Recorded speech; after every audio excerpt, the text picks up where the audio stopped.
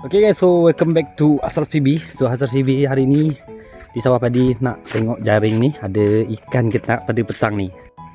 Ni ayah saya. Ni terdapat. Betul.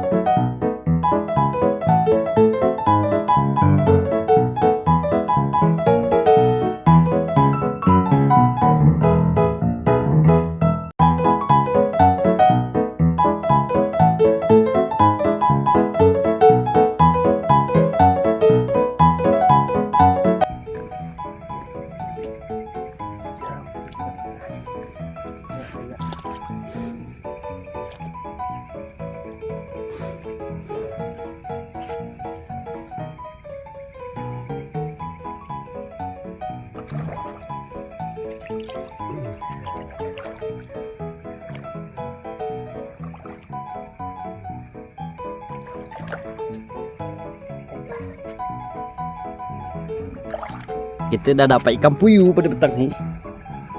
Puyuh. Nah, korang tengok ni. Ni tajam sangat dia puyuh ni. Sakit betul buka dia. Kalau dia lekat di jaring memang sakit dah.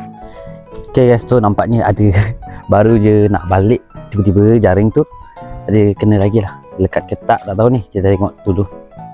Okay, ni ayah saya cuba tengok lah.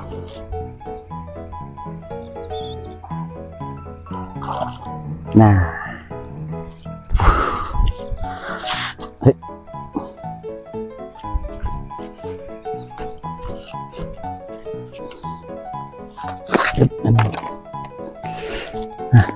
Buka.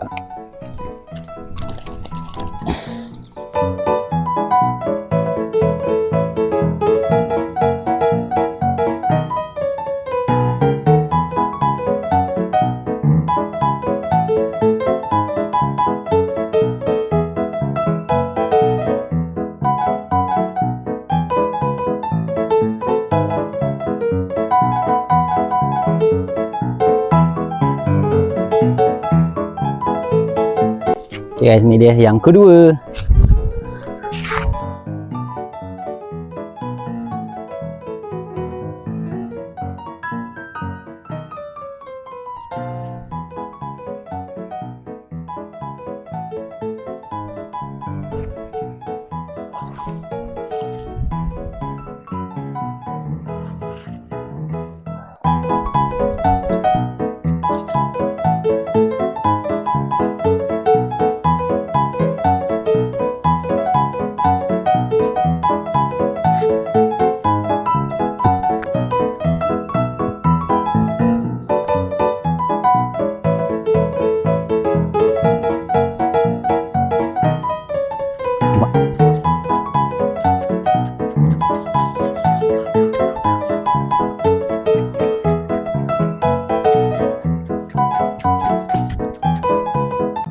Okay guys, tadi korang dah tengok kan macam mana jaring tu dipasang ataupun diletakkan di parit-parit di dekat sawah padi dah.